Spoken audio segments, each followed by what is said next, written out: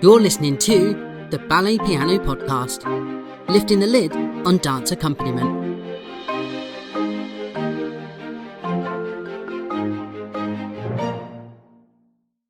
Hello, ladies and gentlemen. Good morning, good afternoon, or good evening, wherever it is and whatever time it is that you are listening to us. My name is Chris Hobson, and around mine and Akiko's dining table is Akiko Hobson. Hello. Matt Gregory. Hello, listeners. And David Yao. Hi, everybody. Right, today we are talking about what people don't know about our job as a ballet pianist or as a ballet teacher. Because it's a weird job. And we said this, I think, in Cyrus's episode, which went out a few weeks ago. We said, like, what do you write on, like a landing card where you said, like, how do you describe your job? Yeah. Are you a musician? Are you a dance musician? A dance teacher, a ballet teacher, choreographer? How do you describe it? And then that just led us to thinking what people don't know about our jobs. And I did a quick Google search about this morning. Yeah. Slightly adjacent to this, do you know the Gandinis? No. Sean and Katya, they've been jugglers for 30 years. Wow. It is their career. They do Sadler's Wells. They go around the world touring shows with ballet and juggling. Now, can you imagine them trying to get credit? I'm a juggler. It's that age-old thing, isn't it? Like arts jobs. What do you put down? It's a funny old thing. So that led us to thinking, didn't it? Like, what people don't know about our job? Because I quick Google search about this basically gave nothing up about like actually properly the mechanism and the secret, not really secrets, just like the untalked about things that happen in the ballet studio for the pianists and things like that. So we thought it might just be fun to talk about. Like, the obvious one, what people don't know, and probably people do know, is most musicians haven't been dancers. There's the odd one or two, like you are, Matt. Yeah. But you are sort of in that small minority. Yeah. But most of us go into the studio with no knowledge of what a plie is or chassé pas de bourrée or rotonde de cuisse, Akiko, your favourite step. We go in there and literally spend the first few years of our professional careers, if we survive that long, blagging the hell out of it, don't we? That to me is mind-blowing. It's amazing. How you can walk into a studio and start playing for a class and not knowing the names of steps. Because for me, I've just taken that completely for granted. How do you even start to play for ballet when you don't know the language? By watching, Just observing. literally Doing a bit of observation and luckily hoping that you've got a good teacher or a musical teacher who can sing something. And then if you've got a few tunes in your index, in your arsenal, you can then whip them out and then build on that. That's how I did it. That's how I built up my knowledge. Already syllabus. Really? Yeah. That's how I learned the steps. Right, yeah. Because I didn't need to know. Because the names of the steps are the exercises in that's that the title. exam, aren't they? And but when I started play for lady classes, I had no idea what steps are. I was just playing what it's written. Yeah. And then gradually you started to know because it's the same thing every week. Yes. Yeah. And then within, you don't need even a year. You started to understand. I mean, like when a teacher's setting, I sometimes wave my arms around in a 2 or a 3 or a 4 behind the piano as if I'm a conductor, which I'm not. But I find that I get the tempo and things like that. Yeah. Do you? I find that that's better, Interesting. I mean, what else people don't know about the job? I mean, I have one. Oh, well, people might not know about me is that I was a dancer. Yes. Not in classical ballet. I did musicals for about 13 years. So, I mean, I used to do ballet just for my jazz training. And You should just turn up and dance one day. I'd love to, but no. No, but I was just saying before we hit the record button, I always mark the exercises with my body. Some, like if they set a pirouette or the Grand Allegro or something, I just sort of map it, sat at the piano. Does that help? Does that really help? Oh, I don't know. I don't know whether it informs what I play. I just think because I can. Is that like your comfort blanket thing as well, maybe? It's just I don't know. I just do it. Habit. It's like learning lines. I don't know. I just put the steps in my body. I don't even know if it makes me any better or worse, or it informs what I play. I don't know. Can I come to one of your classes and put you in a straitjacket so you can't, and then take you out just before somebody says "and," just to see what happens? But I guess sometimes if I haven't got the rhythm or something, I'll probably go, "Oh, what's that?" I don't know. I don't know. Just something I do. Oh, It's that's completely funny. balmy. But it's how you get things into your body, isn't it? Like when I was a company pianist for a while, I'd have conductors come to the rehearsals, and some of them would sit next to you with their full score open and things like that. Yeah. And they'd be sort of moving their arms, but they weren't conducting me as a pianist. They were getting the tempo into their body. So I guess that's Right. almost like a muscle memory style. Oh, They would, yeah. going to that go-to place. yeah. For Waltz of the Flowers or whatever it happened to be that was, whatever production we were on at the time. So maybe the muscle memory thing helps a conductor. I don't know. Chris, were you once joined the ballet class and did the pirouette on the stage? Remember? Did you feel any better? Wimbledon Theatre 2018 it was. I was playing, wasn't I? Yeah. And then when I put my head up, he is I joined doing in. some sort of move. It was really hard. It was embarrassing. Were you hauled into an office? I very nearly got into a heck of a lot of trouble that day. I saw where the line was that I shouldn't have crossed, and I took all my clothes off, rubbed my bottom on that line, and then carried on running naked over that line towards the direction I should not have been. I'd have sacked me that day. Wow. But I do always say humour is the best medicine, and everybody had a fantastic time in that last ballet class they ever had. Did you feel the music or like any ballet move that I couldn't might remember the benefit choreography. you? I was trying to copy the person in front of me. I didn't know what the hell was going on. You know, I always say, I get numb bum. Oh my God. Because I sit for a long time. Yeah, 100%. And then sometimes the piano stools are not soft enough to. Do you prefer to sit on a piano stool or a proper chair? A piano stool. Depends which one. It's a nice cushion one. Yeah. Piano stool is very. You learnt nice. this about me recently. I sit lower than most. Why? When we're doing those recordings. Oh, yes. Because I used to sit much higher years ago, but then you said a technical thing about your hand being sorry. parallel to the floor. And I thought I always sit higher. So, and actually if I sit lower, it means I can, whereas if you sit high, you stump Yeah. over the keys That's a bit. another thing is like So- a lot of people ask when you play for long hours, like dancers sometimes come to me and say that, oh, your finger tired. Yeah. The fingers It's this are muscle not here, isn't the it? back It's back the back muscle and shoulders. and my eyes, Yeah. and my brain, but not the fingers. No. Like I can play endlessly, but my brain gets so tired and no longer concentrate. I think it's more a brain Right. power Yeah. than. I think this job is a mentally tiring job. Yeah. Yeah. Whether you're a class pianist or a company pianist or you're working in a school, it's tiring because you're on it. I mean, I know we don't play if a class is 2 hours. We don't play solidly for 120 minutes. We don't play for 2 hours, but you're switched on for that length of time most of the time. We're looked upon to bring the inspiration, Totally, generally.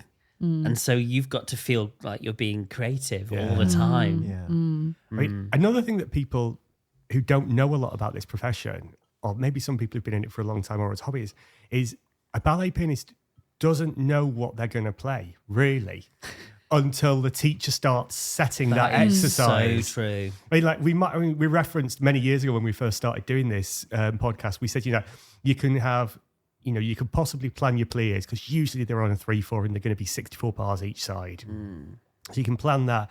But after that, you don't know what you're going to get between then. And there's that real sticky spot I always find in class, which is from that first tondu until you finish glisses and jetés. I find that when I get to rondejambe, that's You're out of the woods. I'm out of the Yeah. woods. That's my safe spot. But Yeah. that It's bit funny, in the isn't middle, it? Rondejambe, it yeah. can be Yeah. anything, and you've got no clue. And I'm convinced, and I've said it before, and I'll say it again, quoting Matt there, it is the only job as a musician where you can walk in and literally sometimes you don't know what you're going to be asked to play. Sometimes you might get 10-second warning because the teacher will just, if you're covering a class, say on a Friday or a Thursday, it's already set, dancers know it, everybody knows it. The teacher will just go, oh, tondus, and the one, and the two, and that's it. And then you start. So you've got 5 seconds to say a few 4-letter swear words in your head and pull out something that is going to be inspirational, it's going to be good, and it's going to tick all the boxes that we want to fulfill as a ballet pianist. And what is there any other job as a musician where you do that? I can't think of any. The only one I could compare it to slightly is jazz, because if you're doing an improvisation, and when it's your turn to do an improvisation, you don't know what you're going to play, or you might reference some ideas that say like the double bass or the guitar or the saxophone has done earlier. But even jazz is sort of pre-planned in that respect. Certainly trad jazz is pre-planned. When you do the Cayley band, do you know what you're going to play going into those Cayleys? We knew. You know those. Yeah, the set was pretty much set up. I mean, there might be extra repeats in there and things like that. Because you shout the steps out. So when I used to do the Cayley band, I'd shout the steps out at the same time as playing. So I used to teach the Cayley dances. That's insane. I only knew it because I could play and speak at the same time, as we've as you've seen on social media. Yeah. But I just learned to sort of speak in time with playing and settings. So I mean, it was very basic Scottish dancing for people at weddings and parties and bar mitzvahs and funerals who were drunk. So we were just the entertainment. Yeah. So I mean, the only thing that changed in that, all the songs were pretty much in a set playlist, if you like, and we just if there was 900 people there as opposed to 100, we'd just shout across the small stages. There was only 3 of us, sometimes 4. We'd shout back to the top, we'll go again. So it was but it was it was an informal Cayley band, so we could just shout across the band at each other as well. Yeah. And we were so small that we could hear.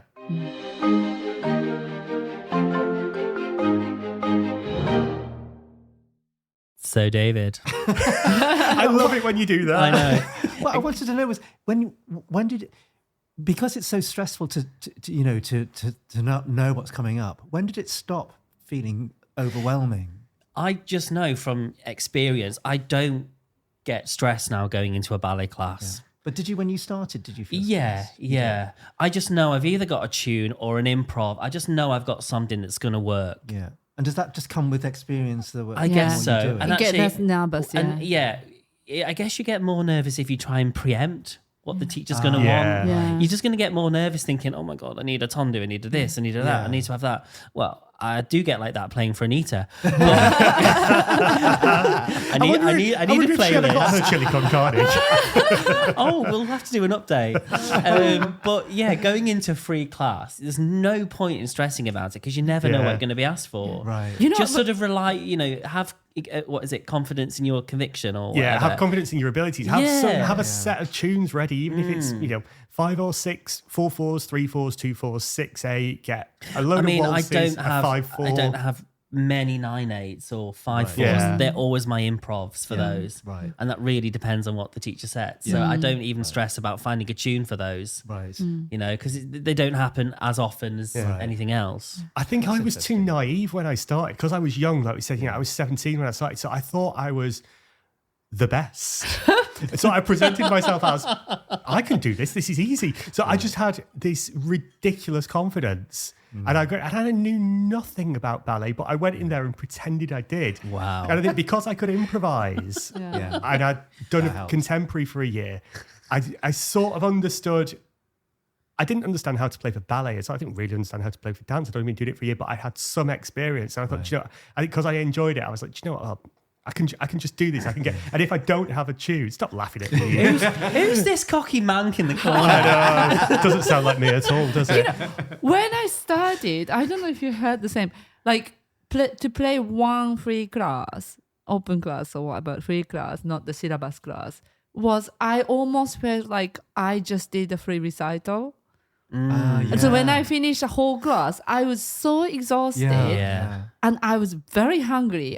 I was eating a lot that time and I was sleepy. I wanted to have a nap. But I just felt like that sort of tiredness. That's something that the listeners might not know. The stamina required to play a full ballet class.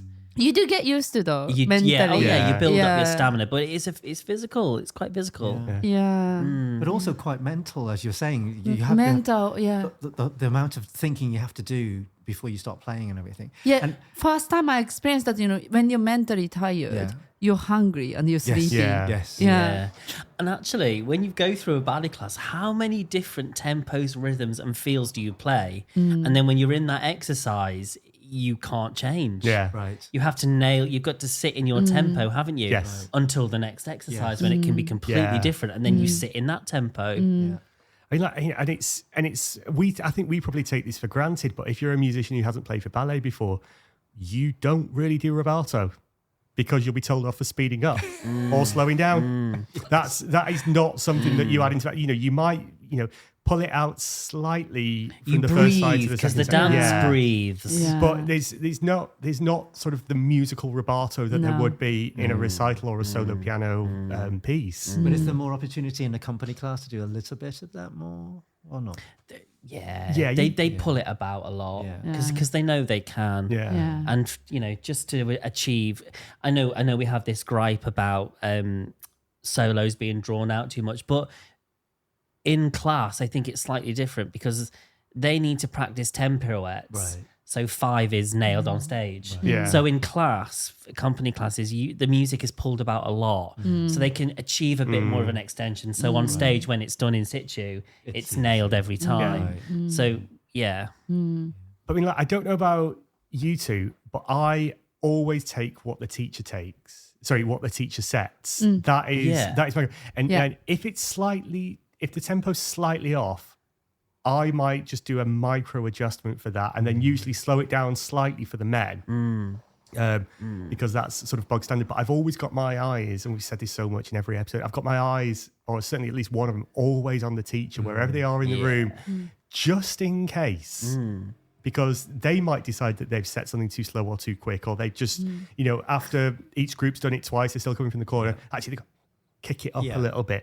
So you're looking all over the shop all the time. I think that also comes in with the tiredness as well, doesn't it? Because you're all over the shop. You're not just sitting there watching your fingers or reading the sheet music. Yeah. If you are a person who plays some sheet music, you're looking at the sheet music, you're looking at the dancers, you're trying to scanning the room constantly to see where the teacher's gone. Yeah. Who are they talking to? Are It's they a lot- looking at you and waving? Yeah, it's a lot more tiring than like practicing by yourself 8 hours in your practice room. And something else that people might not know about our job is we're more eyes up than eyes down. Yeah. Certainly in free class. Your repertoire Yeah. has to be at your fingertips. But even in rehearsals for company pianists, you are at most 50% on the score because you're watching what you're playing. Maybe when it's the core numbers and things like that, the big waltzes and the big numbers, you're on the score because you don't really need to watch. But as soon as you're into a pas de deux or a coda or a solo, you are 75% watching what's going on in front of you because each cast and each couple are going to be different. And again, we've said it so many times, it's going to be different on a Monday to a Tuesday to a Wednesday to a Saturday to a Sunday. It's going to be different every day. So you can't just go to that list of go-to tempos. This couple like it at 100, this one's at 103 because it's that worked yesterday, but it might not necessarily work tomorrow. So you're not watching what you're doing, you're watching what you accompany all the time, aren't you? Yeah, I mean, I came across with a conversation that somebody was telling me that one of the pianists is pretty much focusing on what this pianist is playing, notes, and not aware of what's going on in the studio. And normally teacher hates it. It's really dangerous. And I personally, I don't know if you agree, I personally, if I can watch a little bit more, and then I will take my wrong notes. Like I'm happy to play wrong notes here and there, Take the odd and the wrong less slip. notes. But have more awareness because it's not 100%. about how well I can play. So And as a musician, as a company pianist, certainly, or if you're playing for a full call of something or a rehearsal, you can't just get that score off IMSLP or buy it from Boozy and Hawks or wherever and play it as it is, because you need to know out of that reduction what the dancers need to hear. So it's always good, like if you're in a company or wherever, or you can speak to a pianist who's done it before, or go on YouTube and watch a rehearsal. Like certainly with some of the Ashton stuff and things like that, if you can watch a rehearsal, you can hear what they're asking for, what the rehearsal director's asking for and what the counts are and things like that. You got to carry out. And, it's not always the counter melody that, some people, it's beautiful, but it's not required in the rehearsal. I said this to Jonathan off the back of me doing this Raymonda thing. I said, what percentage of the notes at company level do you play off the page? Yeah. That's interesting. And he said, sometimes you take notes out, sometimes you actually add bits. Add in, Yeah. yeah. And I suppose you endeavour to play as many of the notes as possible. But sometimes if it's a reduction, you've got the orchestral cues. Yeah. And it really depends on what the dancers need to hear. Yeah. Yes. You know? So you've got to know what the dancers And then, need to because hear. Jonathan said, he was practicing this passage for Swan Lake. He's like, I just can't play it. And he said to Julia, I just can't play that passage. And Julia said, no one can. And that's Julia Richter. So you don't stress about that passage. Yeah. You know, have a little workaround for that bit. Yeah. And I guess, you know, that's coming from the greats. Yeah. Like when I was at Northern, David was choreographing his Nutcracker. David Nixon. Yeah, the grand pas. So, you know, the middle bit of the grand pas de deux, da da dum, ba ba bum, yeah, da da dum. And I'd got the easy reduction. Beautiful singing. Thank you very much, darling. Manchester Cathedral trained. Without the harp and things like that in the reduction. So I was just playing the melody and the triplets underneath. And then we were in the rehearsal, and I didn't know that in a separate rehearsal, he'd choreographed sort of pirouette into attitude or something like that with the dancer. And then, yeah. And the dancer sort of looked at me and said, I can't hear it.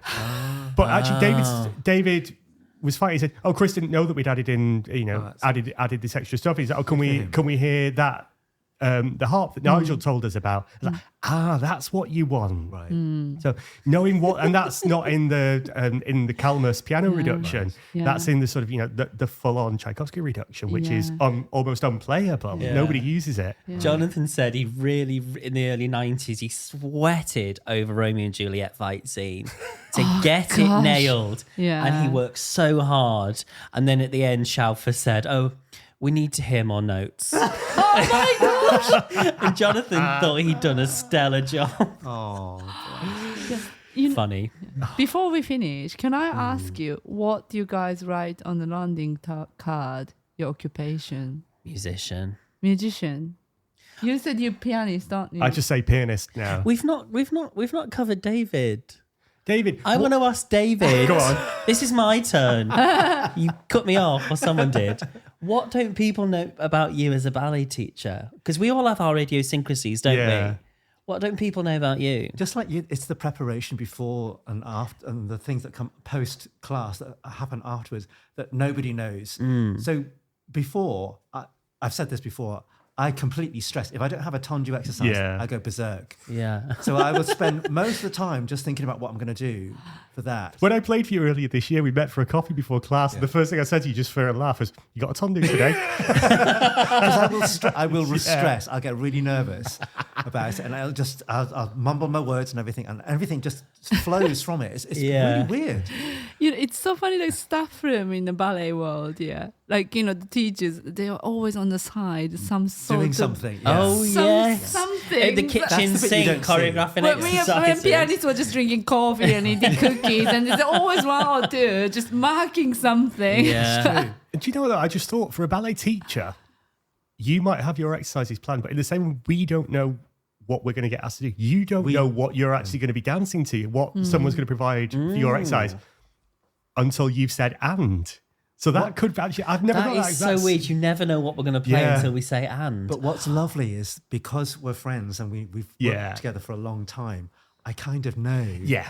And that's what kind of inspires us. 'Cause Say we've got no know- repertoire. We need to know be all more predictable. creative. we know that we're going to be inspired by what you play, and then sometimes when you pull out these lovely gems out of the hat, we're like, we are shocked, genuinely shocked. We're like, oh, Yeah. isn't that fantastic? Because that's not what I thought you were going to play. Yeah. Yeah. But that's even better than what I thought you were going to play. Yeah. That's what really inspires me. Yeah. Raymond says of John Sweeney, he doesn't give me what I want. He gives me what I need. Yes, exactly. Oh. Exactly. Can we get that on a t-shirt? Yes, please. Right, listeners, please get in contact with us on social media at Ballet Piano Podcast, or email us at balletpianopodcast@gmail.com and let us know what people don't know about your job. What is it that you do that you think other people don't know about? Because I'm sure everybody does everything slightly differently. We've all got different preparations. We've all got different slight fears and anxieties. So share it. I've basically decided that this podcast is now therapy and we all just share everything. Because it's cheaper to buy all the equipment than it is to go to therapy, apparently. So before I say goodbye, please don't forget to give us a little 5-star review, if you don't mind, on your podcast app, because that would really help us. Stick the 5 stars. If you've got 30 seconds, just write in in your summary or comment, this podcast is great. Thank you, Chris. That'd be lovely. And on that note, we'll see you next time. But for now, it's goodbye from me. Bye bye. Bye, everyone. Bye.